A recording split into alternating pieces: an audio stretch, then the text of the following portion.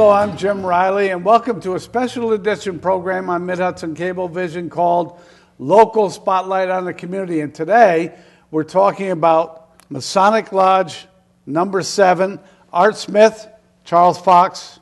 Thank you so much for joining us, fellows. Thank you for having us. All right, now let's expand on Lodge number 7. Give us the official name. Okay, the official name of our lodge is Hudson Widow's Son Lodge number 7, Free and Accepted Masons. Very good. That name is a hyphenated name, Hudson-Widow's Son, because several years ago, Hudson Lodge number 7, which was in this building that we're in right now, Right.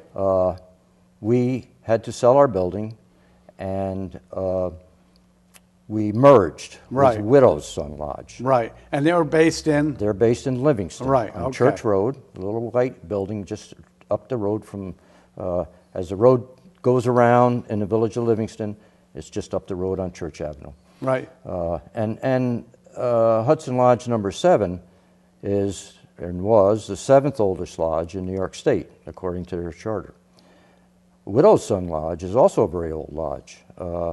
They were chartered, I don't know the actual charter date, but at one point in time they went out of business, and in 1864 they were rechartered, Right. and they were sponsored by Hudson Lodge number 7. Oh, so you helped them get Yes, we back did. on their feet So again. it's unusual That you went back the other way. as with we a were spin-off. Yeah. going down, we merged with them. So now we've become a pretty viable lodge, and we are one of the largest in the number of members in the district. Very good. Yes. Very good. And the district encompasses? Columbia County. Right. Right now, I believe, Charles, is that right, 6 lodges in the district? Yeah, actually it encompasses a part of northern Dutchess County. Okay, it's called so the Columbia District. There are it's Columbia District. Columbia Okay. District, but it does include part of northern Dutchess County. There are 6 lodges in the district.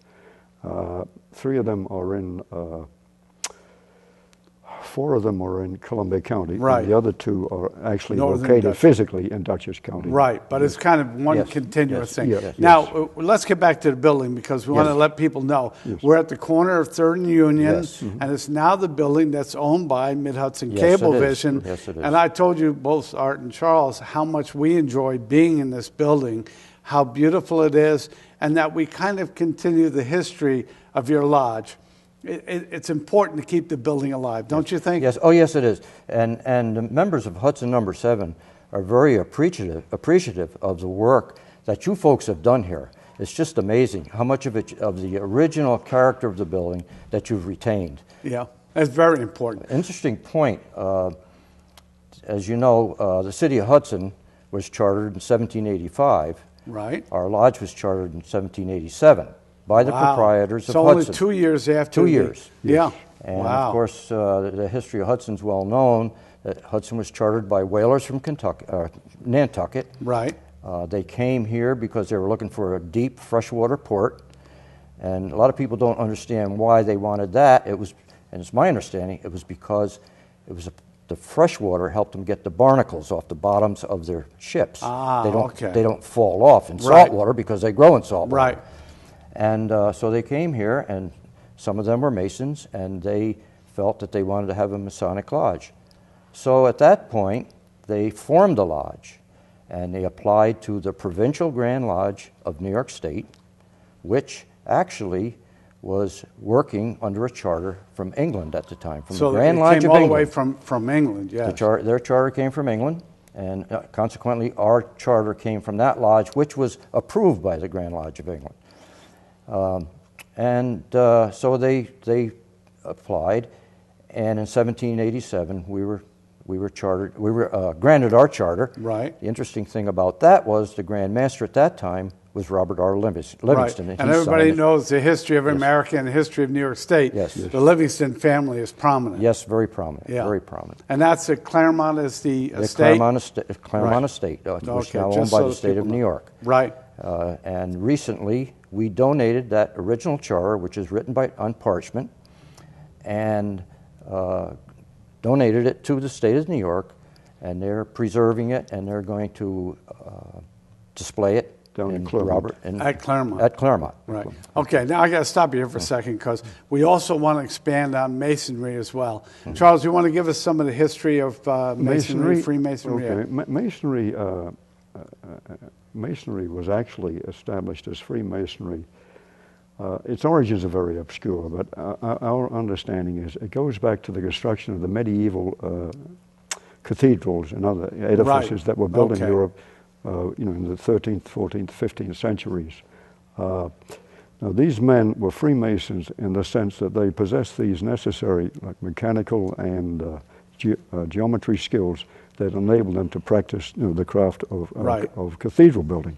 So when they and they were free to move around, whereas the guild masons of that era were not. They were tied to the town or the city where they. So that's the term Freemason, and I never knew that. That's a wonderful. That was basically the reason why they were called free, because they had freedom of movement. When they set up one of these, when these bands of workmen came together, and they set up a lodge on the site close by the cathedral, and they formed a lodge. Now, the lodge was controlled by a master who was in charge. He had two superintendents working for him who were called wardens, and then they had a band of workmen who were doing the actual work. Right. And these workmen consisted of two groups. They were the entered apprentices, who were primarily boys apprenticed at the age of between 10 and 14, I think. And they, if they proved their capability, that they served a 7-year apprenticeship, and at the completion of that apprenticeship, those boys became fellows of the craft or fellow craft. Right. And those are your two initial degrees when you enter masonry: the entered apprentice degree and the fellow craft degree. So the current masons go all the way back to this historical beginning. Well, this is the context in which we put it. Exactly. So then what happened over a period of centuries, this cathedral construction took place, and then as the cathedral construction went into decline, these lodges also went into decline. So so this happened over a period of some hundreds of years. But what happened in Scotland, they started taking in men who were not operative masons, but they were what they called accepted masons. They were men who were very curious about these lodges, which had been established by operative masons. They had their own rituals. They had their own, let's say, their secrets. Right. They had their own modes of recognition. There were a lot of trade practices that they owned, and so they joined them, and they were called accepted masons. And then gradually, over a period of some centuries, these lodges were taken over by these men who eventually became known as speculative masons. And now the speculative masonry is basically masonry applied in a moral or symbolic sense. Right. So we fast forward to the year, I guess it was 1717, and the Grand Lodge of England was set up in London. It consisted of 4 London area lodges, and then they started dispensing charters to other lodges in England. And then shortly thereafter, a Grand Lodge was set up in both Scotland and Ireland, and they started doing the same thing. Right. So these lodges then became very active throughout the British Isles. And then when the colonization of America took place, they crossed the Atlantic and they started setting up lodges in the colonies. And this goes back to what you're saying about getting a charter from England. Yes. And it just carried through to here. Now, I want to hold you off just a second because we're going to let people a lot to chew on here. I got a reference now, our discussion before we went on camera. Because I have one famous Mason, my wife told me I had to bring this up today in our discussion, that there is no more, to her, more valuable or precious Mason in history than Wolfgang Amadeus Mozart. Yes. And in his life, he had many trials and tribulation because he didn't really understand money. He knew his great art form, but he didn't know money. And if it were not for the Masons, he would not have existed or lasted very long at all, and we would have lost a lot of great music. Additionally, I was telling Art Foreman on the air that in his opera, The Magic Flute, there is tremendous Masonic symbolism, Yes, there is. which was his tribute to masonry. Yes. And I think it's something that is just a very charming, interesting piece to me. It Now, is. let me look at my notes, because I want to make sure I didn't forget anything Of here. course. Okay. How about the New York Grand Lodge? We talked about that. Now, what about the mythic beginnings of Freemasonry, Well, there's written history back to the 13th century. which is what Charles was sharing with us Yeah, yes. historically? Which is basically from the point where we date the masonry that we Right. practice today. So let's look at that mythic side, just out of curiosity. Well, there's some say that some of the Masonic practices were used during the building of King Solomon's Temple. Now, we have no way of proving that. Right. Much of our ritual is based on the building of King Solomon's Temple. Right. But there's no way of proving whether it was so. From time to time, we'll read something that things were found, artifacts that possibly might be a Masonic symbol or not. But actually, as a lodge itself, I believe the first one that they know of was in Scotland, I believe. Is that right, Charles? Yes. Yeah. And that was in 1200 something. Okay. There is a charter that exists. I believe it's called the Regis. Is it the Regis Charter? Yeah, Regis, I think it's called that. It's a Latin term, and I think it's a document that dates back to 1390 Right. in England. Right. And I think it's on display. And it discusses the way a Mason should act, not Right. only in a lodge but out in the world. Right. And how you represent in his public Masonry. life, so on, and how you represent Right. it. Yes, it's a set of rules. What I like is that you're not carrying a great deal of arrogance, because this is very impressive history, Mm-hmm. very impressive background. I know how proud you are, not only of your lodge, Yes, but of the yes, Masons in yes, general. But what I like is your focus on community. One of the things that we talked about, again, before we went on the air, is that you do very positive things. The last one we mentioned was the nursing program at the college, where you support them through scholarships. Correct. That's something that makes you feel very good about what Yes, you it do, does. isn't it? Yes, it does. Yes. Yeah. Yes. But there's also another, we sponsor a local children's soccer Right. team in the Hudson League, and we also do a lot of child ID work. We set up a booth at the Columbia County Fair this past, Where you see a lot of children, a as lot we of have done, families. for several years, and we identify, we ID as many children Sure. as we can. Wonderful. And that's all, This is great work. No wonder you're very proud of what you do. That's a Well, we good are. thing. Yeah. Now, we're going to take a break, then we'll come back. We're going to continue this marvelous journey to the local lodge. Number 7, the title is Hudson Widow's Son Lodge, number 7, Free and Accepted Masons. Art Smith, Charles Fox. Thank you very much. We'll be right back after a few messages.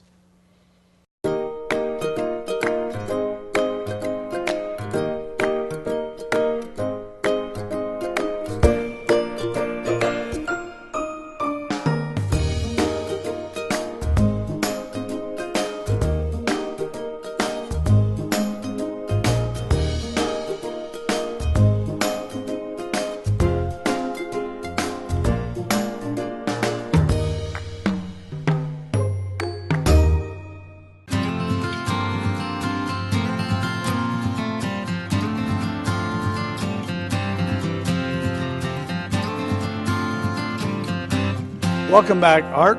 Art Smith, Yes, thank you. the lodge. Give me the lodge again. Hudson Widow's Son Lodge, number 7, Free and Accepted Masons. There you go. And we have a new guest with us, and he is Eric Eric O'Valley. O'Valley. Eric is past master of Hudson Widow's Son's Lodge now, and one of the original members of Widow's Son before our merger.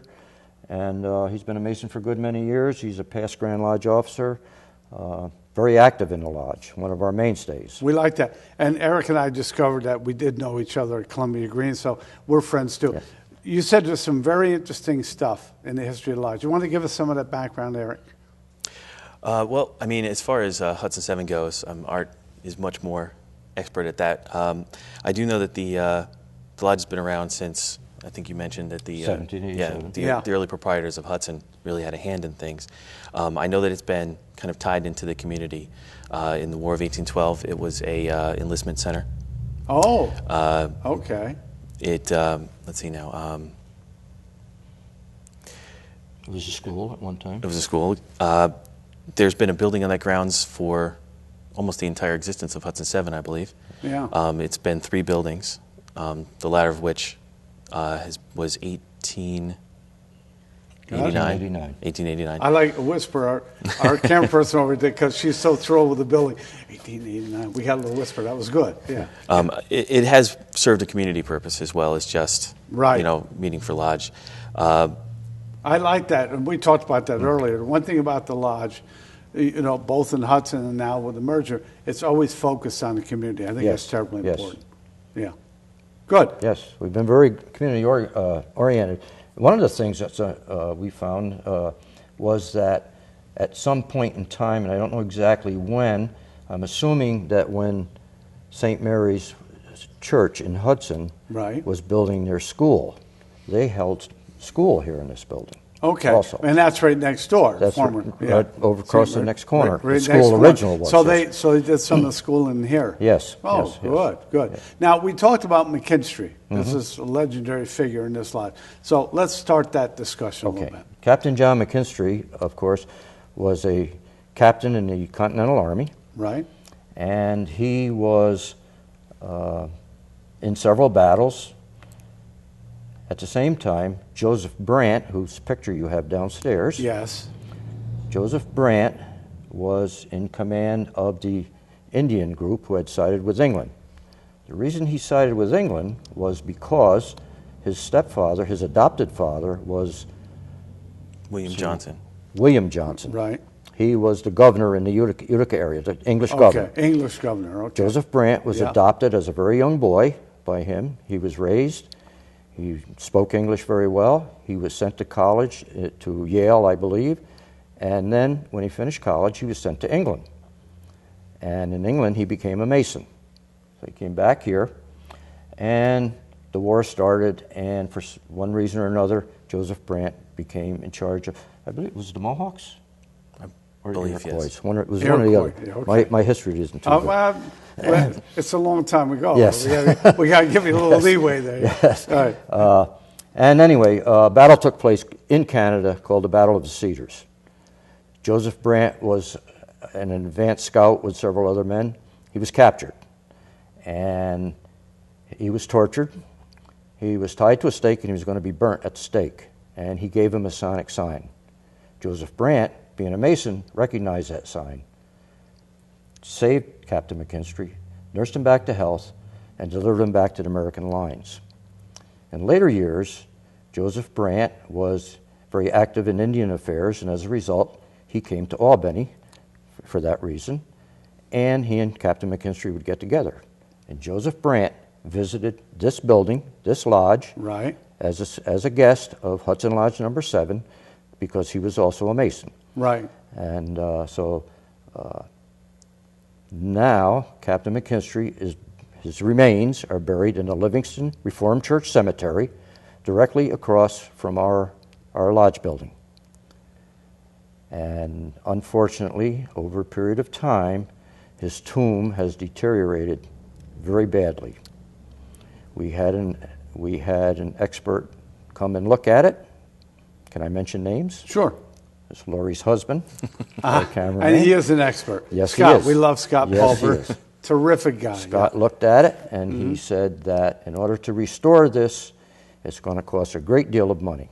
Right. Great deal of money to be done properly. He said you can hire someone who doesn't understand restoration work, Right. and it may not last. Right. It won't has be to what you done need to correctly. have for his historical purposes. And yeah. so our lodge has taken on the task of trying to raise money to restore this tomb and pay proper honor to Captain McKinstry, not only as a member of the lodge, but as a member of a veteran of the Oh, Continental absolutely. Army. And also, you were saying that along with that, you want to have a plaque. We as do. well with We that. want to have a plaque. Temporarily, what we've decided to do. What's happening to the tomb is the tomb originally had a concrete roof, as near as we can tell. It was rounded roof like that. Right.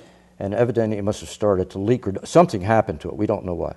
So they covered it with earth. Of course, that made it worse because the earth holds the water. The water got inside, and it got in along the facade of the tomb. Right. It's got in the bricks. The bricks are all pulling away. And for a temporary fix, we put a tarp over the top of it. But that's not working out. The tarp is starting to Right. fall apart. Sure. So now we've decided that we would erect a temporary shelter over it, which we had Charles Fox, who was just here a few minutes ago, Right. draw up a set of plans, and we've submitted them to several contractors to get a price. And it'll be a temporary shelter, Right. similar, Just to make sure we don't do just more to keep the damage. water Sure. off the tomb. Right. Now, getting back to the plaque, everybody's familiar with the plaques that veterans have attached to their gravestones in the cemetery. And so we applied through the Veterans Commission to get a plaque for him. And we supplied him with what information we had at the time. Right. However, the wheels turn very slowly in the federal government. Right. And it came back to the lodge that they needed more proof. Right. They wanted his DD-114, which is a certificate of discharge. They wanted his I social. have one of those, by the way. They wanted and his- they didn't exist. And Exactly, Catholic history is exactly. not. So that one's not going to work very well. What's the other they wanted? His social security Well, number and his again, death certificate. Again, all of those probably are not going to be things that we can no. find. But eventually, we're hoping to get through this yes, process. Eventually, through some people, Marianne Fish from Livingston. Right. She Very had honored someone- family, She had not only in these parts, but in the nation as well. Yes. And I'm certain the congressman's going to work on this for you as well. So Well, we're hoping. That's terribly So important. we did get his whole history, and now we're still waiting the results of the plaque. Right. We would like to have, once we get the roof, the temporary roof erected, and the plaque installed, we would like to have a little ceremony at that point. right. If we can raise enough money, then we can finish the tomb, and then we would have a real nice ceremony. tribute, yeah, You know, we'd concern, the veterans organizations, revolutionary. Yeah, they would all want to participate. They would all want to But participate. Eric, as we look at this history, it's a fascinating history, clearly, and we haven't even gotten to the ghost part yet. We'll deal with that in a little bit. It really makes people want to think about Masonry, and perhaps it's something they want to look at as an organization to join. So how does somebody go about this process? Well, we have a saying, to be one, ask one. So the idea is that we don't want to solicit members. Right. We're a closed organization, but we're open to people joining. Right. In other words, you have to have the passion, you have to have the interest, and then you talk and you ask. Right. Right. If such historical information interests you, then by all means apply. You can knock on our door at any time, and we'll be open to receiving you. Right. There are several ways of getting a hold of Masons. Quite often you'll see bumper stickers, Right. whatnot on someone's car. They might be wearing a square and compass on their lapel. We have several open functions during the course of a year. We also have various websites for the different lodges in the area. Right. Again, we have to deal with the technology that exists today. If it's websites, it's websites, right? Yes. Right. That's what we're talking about. So there's many ways to get hold of a lodge. Part of our mission is to make sure that people understand that we're out there and we're doing things. Right. The McKinstry Project, the soccer team, the fair. These Right. are ways that we can get our name out in the community so people are aware that we still exist and Right. that we're still trying to help people in the community. That's a perfect opportunity for people to touch base with us. Yeah, I think that's a terrific idea. Yeah, I like that idea of being significant enough that you want to keep what you have and treasure it, Yes. but be open to have new people come in and contribute and be a part of the whole. Now, we're going to go to ghosts now. You don't mind, Eric, do you? It's okay. Again, we love this building. Corner of 3rd and Union, Hudson. Beautiful lodge building. No wonder you loved it so much here. Historically, it's just terribly significant in the city of Hudson. But we've talked and discussed some things. Does the spirit of Masonry stay alive? And we believe it does. And we've had several people. Lori Pulver's one we talked about going on the air. And she asked you, are there people, are there ghosts that run around the building? And what are some of the discussions you've had with Lori over that? Lori said to me one day, have you ever heard anything about this building being haunted? And I said, no, I've never have, and I've been a member for a good many years.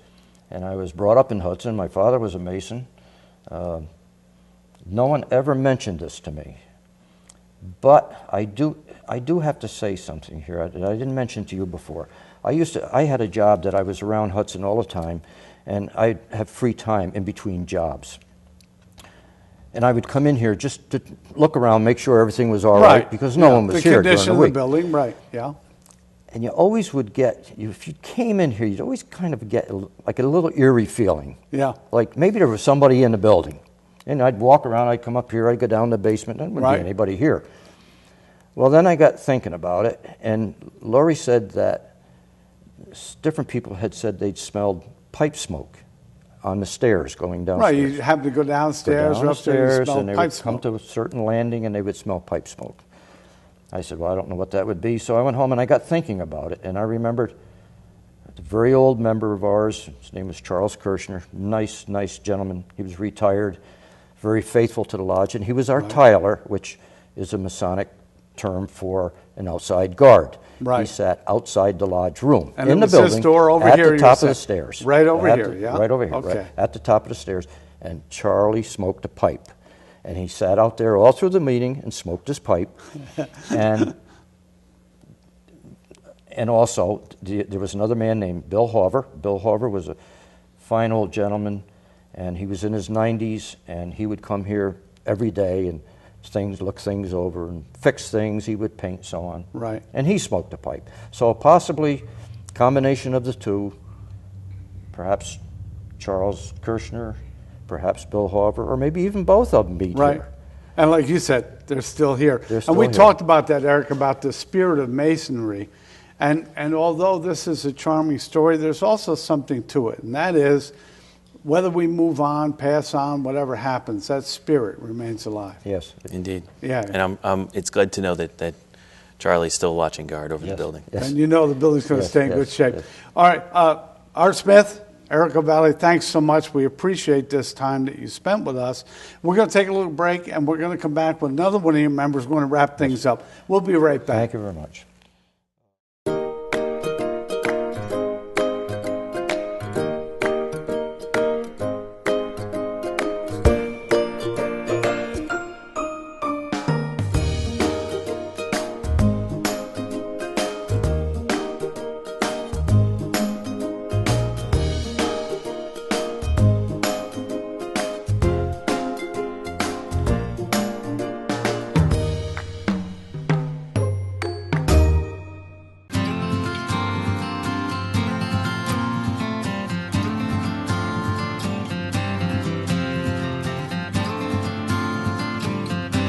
Welcome back. Eric, you've got a guest with you. I'm going to have you introduce him. Would you introduce him, please? Sure. This is Worshipful Robert Gellis. He's our Worshipful Master, which is, as Art mentioned, the head of the lodge. He has been Master for, I believe, 3 terms in a row, and he comes to us from Westchester. Oh, you snuck up from West. We like Westchester. I'm not anti-Westchester, but so you're not local. So how did you find the lodge and get involved? I came here an interesting journey. In 2005, my family moved up to Greenport Right. by Williams Lumber. Right. And immediately I was looking for a lodge. I had been raised in White Plains Lodge, 473 in Westchester, the second Westchester Putnam Masonic District. And I'd been every office, every chair except master, Right. worshipful master. So you have a real steady background in masonry. Yeah. One night in the fall, I'm walking around Warren Street, and at that point, Hudson 7 was meeting at the DAR building Okay. below here. Mm-hmm. And I'm on the steps, and a man comes up with a cap on, and he's looking at me, I'm looking at him, and he doesn't know who I am, and he's suspicious. So that was Right Worshipful Charles Fox, who was was on here earlier with us. And Yeah. I had to be identified, and they had to make sure I was really a Mason. Right. So they asked me some questions, and they let me in. Right. So I went into at that time, the lodge met in the DAR building Right. in a little room. So over time, I stayed around. I was a guest of Hudson 7, and then eventually I went over to Widow Son Lodge number 335 and went to their meetings, back and forth, forth and back, and eventually I was there and waited until the merger. Then I applied to affiliate with Hudson Widow Son Lodge number 7. Right. And that's how I joined. And that's where we are today. You're the Grand Master and No, don't say worshipful- Grand Master. Grand- Not yet. Worshipful Master. Worshipful Master. but that could be in the future. don't- We're maybe. hopeful, yeah. All right. Now, you have to forgive because I'm not as familiar with this as I Yeah. might be. But Eric says you're also a strong leader and somebody who's been very, very positive for the lodge. You take pride in that? Yes. I became master after 3 terms as secretary of the lodge. I was asked to, almost told to be secretary, but That happens in many organizations, I- Eric, actually, correct? 'Cause I- that's a key position, secretary. Actually, I would have loved to stay there forever, but the time came around where we were looking for Worshipful Eric O'Valley. He was stepping down after many terms as master, and Right. we were waiting for somebody to step in, and nobody wanted it. And there was a little concern that would we have to wait for somebody to find one outside of our lodge? Right. So Right. I volunteered to become master for the ensuing year, and that was 2 master terms ago. Right. I think, and people have to understand this, when you're head of an organization, a lot of people think it's about ego. You know what I mean? The self-gratification. What it is a lot of work. Isn't that what it is? Yes. Yeah, it really is. And so when you step in that, it has to be a serious commitment on your part. Yes. No question. What are some of the things that are going on in the lodge today? Well, we've touched upon the charitable work we have done. I think the latest thing has been the youth soccer team we sponsored one youth soccer team of 7 and 8-year-old boys and girls who play at Greenport Town Park. And so far they're 2-1. We're happy, excited.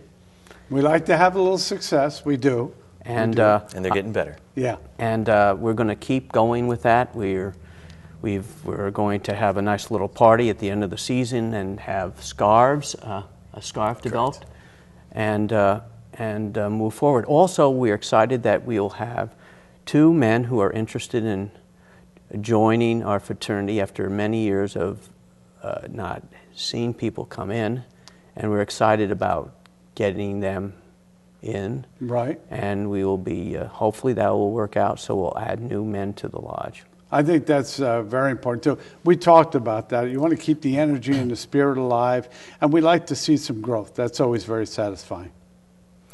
Yeah, I mean, masonry is really kind of on an upswing, especially in certain locations. There are always fallow periods, and there's always bountiful periods.